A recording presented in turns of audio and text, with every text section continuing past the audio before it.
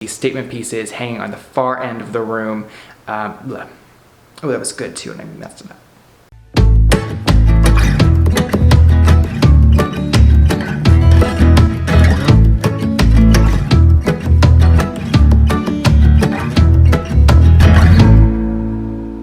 Hey everybody, welcome to the Quarter Life Crisis Project. My name is Ryan Ricardella and I am so glad that you are here. I am especially excited about today's video because today we are talking about decorating. Decor is what makes a house a home. It's a way of expressing your personality to make your space feel more warm and like you and a place you want to inhabit. I often get asked about the way I decorate my space, and so I figured I would do a video on my process and share some tips along the way as well. I am super excited to do this. I could talk about this all day, and I just might. So I'm finally getting settled into the house. All the paint is up on the walls, which means I can finally start the process of getting all the crap out of my bedrooms that I had to move out of the way for the painters into my living space. If you like this video, make sure to give it a thumbs up and tell me if you want me to do more decor videos like this. I'd be happy to share my process for decorating the bedrooms, which are next after the carpet goes in. So before we even get started, I want to talk about a couple of points and a couple of tips to consider before you even begin decorating, and they both relate to cohesion. Cohesion is a super important concept when it comes to decorating a space. You don't want things to feel just like a bunch of random objects that don't tell a story. You want everything to work in harmony together. And there's a couple of ways you can ensure that that happens. The first thing is just think about your style. Think about how you would define your style in a couple of words. You don't have to put yourself in a box by any means. In fact, sometimes fusing styles together makes things really interesting. But you do want to think a little bit about the stylistic elements that you find yourself drawn to. So for example, for me, I like things that are contemporary, but I also like things that are distressed and rustic and have natural elements to them, things like wood. The reason for that is because I'm from New Jersey, but I'm not from the Jersey Shore. I'm actually from a very small, rural, colonial town, and so things like that remind me of home. So when I put my space together, I have these newer pieces and these contemporary pieces that are nice and clean, but I also look for things that have character, that are distressed, and bring in some nature because they remind me of home, and they blend really, really nicely together. The second thing to think about is your color palette. So everything in your house does not need to be the same color. It should not all be the same color because that's going to be super boring. But you do want to think about a palette of colors that complement each other and make sure the things that you bring into the space play off of it. So for example, I'm really drawn to creams and beiges and grays. And then to introduce some color into the space, I've chosen blue as an accent. Blue is a really nice masculine color, just like me. And it really adds a lot of depth. So I try to bring in elements of blue throughout the space to add some life to all the neutrals that I have in here. Okay, so now we can get started. The first piece is just laying out the space. So if you look behind me, you see I have an open floor plan. It's literally just one big room. And right now it's one big mess, so don't pay too close attention to what's behind me, okay? Open floor plan is very much in vogue right now, right? Everyone, if you watch House Hunters, they're like, I need open floor plan, which is fine, but you also want spaces to feel defined. You don't want the space to feel disorganized. You want everything to feel like it's serving a purpose, each portion of the room. So the easiest way to demarcate spaces is with furniture and with rugs. So let's dive into each of those. So as far as furniture goes, some of the work has already been done for me. You see in the kitchen, I have this island that clearly demarcates the end of that space. So mission accomplished there. So as we go into the dining room, because I have that definitive endpoint in the kitchen, all I did was put the dining table directly under the light fixture. I absolutely love this dining room table. I think it is just fantastic. I got it at an antique store that was owned by this cute little couple who buys furniture and restores it and paints it. The colors they chose tie in perfectly with those blues and those creams that I was referencing earlier when talking about a color palette. So I love having it in the space. Side note about this light fixture, I chose this light fixture because it incorporates a rustic element, but also because it's open and it doesn't impede your sight line looking out into the rest of the living space. The previous owners had this funky spaceship looking thing that was totally opaque, and so it just obstructed your view if you had people in the other room, so it definitely had to go for multiple reasons. So the living space is a little bit more of a challenge because there's no architectural element that clearly defines the end of the space. So it's totally on us to figure out how to do that. As far as furniture goes, one option would have been to do an L-shaped sectional. That's what the previous owners had done, but I chose to go with chairs for a couple reasons. One, because I already had a couch and I'm not made of money, but two, because this isn't the biggest space in the world, and so a large piece of furniture like that will make it feel cramped and disrupt some of the possible flows of traffic. So chairs open up the space a little bit more but still give you that delineation.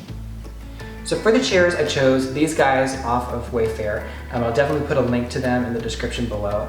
I think they're super classy and add some visual interest with the stripes, and they also bring in that same color palette as before. So really am happy with them. Plus they're comfy, so that is an added bonus. But the chairs themselves aren't enough in here. The room still feels kind of cold, so I'm adding a pattern rug in the same color palette to add even more definition and make the room feel warmer. The nice thing about rugs like this that have complex patterns is that they don't show a ton of dirt, which is great for kids and pets. But one word of caution is that they do add some more complexity to the room, and they can make things look busier more easily. So just be mindful of what you have on the floor when you start thinking about patterns for accessories and pillows and things of that nature. We'll get to that in a second. Okay, so we've defined the space with furniture and with rugs, and now we are ready for my favorite part, which is accessorizing. Accessories are the easiest way to show your personality in your space, and because they can be replaced pretty easily as seasons or as trends change, you can swap things out and experiment pretty inexpensively. But before we get started, I do have some warnings as it relates to accessorizing. First warning about accessories is that they are inexpensive, but they add up, right? I am very much a budget conscious person. I'm sure a lot of you watching are as well, so I have no problem buying things that bring me joy. What's up, Marie Kondo? But you know, $10 here and $20 here and $25 over there adds up after a while, and then before you know it, you have hundreds of dollars worth of knickknacks and nowhere to put them. So you have to buy a new house or have a yard sale. Second thing to be aware of is that there is such a thing as too many accessories. You want to leave room for the architecture and the furniture in your home to express their personalities as well. So for example, if you have a really nice couch and you just cover it in throw pillows, no one's gonna see your really nice couch. So try to keep things to a minimum and be intentional about the number of accessories that you have. Third thing to keep in mind is something that a lot of people don't think about, but it's really important. Unless it's something that you know for a fact is coming with you, like photos of your kids or maybe a mirror that your grandmother gave you or something that you inherited, save acquiring your accessories until the end.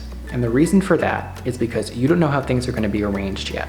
So you might buy this cool painting and block out all your furniture and realize after you do that it's not the right size to go over the couch, or it doesn't fit with your rug anymore, it clashes. And so the best way to ensure cohesion is to wait until the end to get your accessories. Okay, so I'm gonna start with things on the ground and then move on to wall decor. So here in the kitchen, we're keeping things pretty minimal. This is meant to be a functional space, and I don't want to have very many things here on the counters that don't serve a purpose. So it's really just going to be little things, you know, like utensil holders and things of that nature that remind me of home, bring in those rustic elements, but still serve a purpose. As we move into the dining room, I really want this statement to be this lighting fixture. So we're keeping the table really simple. Just a topiary with some natural rocks to bring in those natural elements and keeping it low so that people can still have a conversation. If I were having guests over, I would probably do a really simple table setting in each of the 4 stations, but again, nothing too crazy. We want the light fixture to be the showstopper. On the surfaces in the room, coffee table, end tables, TV stand, etc., I'm adding 1 to 2 pieces that have personality but don't take up too much space. Again, I'm bringing in some natural elements to make the space feel more inviting. I'm also adding in a few pops of gold. Nothing too loud, just enough for visual interest. The bonus tip, on coffee tables, I'm a big fan of having a tray. It keeps things neat so you don't have things scattered on the surface. One of my favorite things to do is to accessorize with books. I love using books because they're super cheap. Hopefully you own at least some. And they're really versatile. You can use them to add height to things, you could use them to fill up space, and what's even cooler about books is that they're another personality element. So choose books that have some meaning to you. Maybe someone will recognize the title and it'll be a conversation starter. Pro tip is if you're using a hardcover book, take the sleeve off. Usually what's underneath is a little bit more fashion forward and will look better in the home. Okay, let's talk pillows. Pillows are super fun, but it is way too easy to go overboard with pillows. I recommend having one, maybe two on either side of the sofa. Alternatively, you can do one on each side and then a longer one along the back. For chairs, one pillow. That's all you're gonna need. A lot of times you don't even need a pillow for a chair. For the couch, I chose these pillows. Because I have a busier pattern on the carpet and I also have the stripes on the chairs, I didn't want to introduce any new patterns. And I also wanted to keep things fairly minimal. So I have a pillow back here that has blue stripes similar to what you see on the chairs, and it ties it into the couch. And then to mute that a little bit, to tone it down, I just have a solid blue in front of it. Both of them add some depth. They make the couch cozier and kind of makes me want to take a nap. Okie dokie, so I think we're making some good progress. We got all the stuff on the ground for the most part put out. Tomorrow we're tackling the walls. So you know how I said we were gonna do the walls tomorrow? It's been a minute. It took a while for stuff to get up, and stuff's actually been up on the walls now for several weeks. But I want to share with you some best practices for how to make the best use of space on your walls. Walls are super cool. They're literally blank canvases, and there's so much you can do with them. You can hang up art or pictures or architectural pieces or clocks. There's pretty much no limit, and that can be a little bit overwhelming, but don't let it be, because there also really isn't a right or wrong answer to how you use the space either. And if you're trying to think about what makes the most sense for what should go on your walls, just think about the 3 S's that I invented literally just now: sightlines, size, and symmetry. In terms of sightlines, be thinking about what's going to be in your field of vision when you are looking at the piece on the wall. Are there other pieces hanging around it? Are there things on the floor or pieces of furniture that might be competing for your attention? Be mindful of all of those things. A good practice is to walk into the room as if you're walking in for the first time and see where your eyes go. Think about what you want, the first thing you want other people to see. That's very often why you'll see statement pieces hanging on the far wall of a room, because it's the first place your eyes go when you walk in.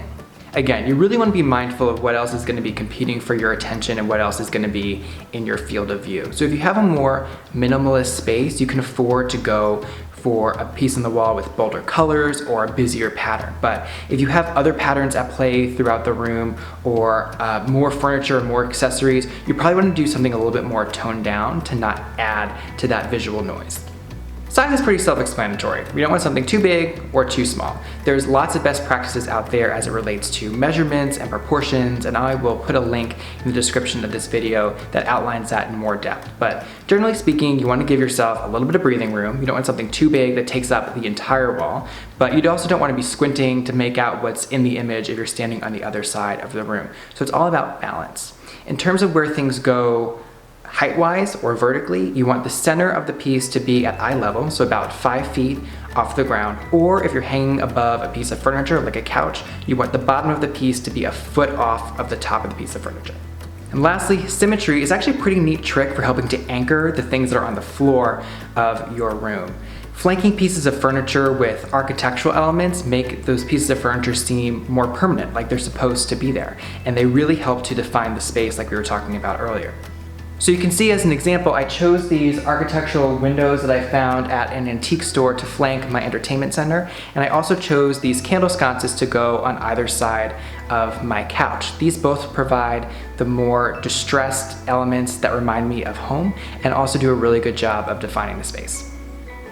Also, super great pro tip about hanging things up on the wall that my friends taught me when they were over here helping me get all this stuff up is if you have multiple holes on the back or saw teeth where you need to figure out which prong it needs to go into, hold the painting up vertically up against the wall and mark where the saw teeth go so you can actually see the back when you're doing it. I used to just measure the distance between the two of these things and then use my tape measure to mark the wall, and it took way more time and also was a lot more susceptible to error that way. So this is a great way to go about getting things up accurately and evenly. You don't even need to hang wall art. It can be leaned up against the wall too. This mirror I actually got from my Nana's basement, and it provides some really good height and some definition between my living and dining areas. This piece here is one of my favorites. I got it at a little boutique called Home Goods. He is super big and he's right in the wall when you walk in at the far end of the room, so your eye goes right to him. Plus he's adding some blue, which adds that color cohesion that I was talking about earlier. Okay, living space is done. I am so pleased with how it turned out. This place really feels like home now. Tell me what you think in the comments below and let me know if you'd like to see other rooms as well. Plus, if you have questions or want to share tips of your own, I'd love to hear them. If you like this video, be sure to give it a thumbs up, subscribe to the channel, and share with your friends. Everyone is welcome in my home. Until next time.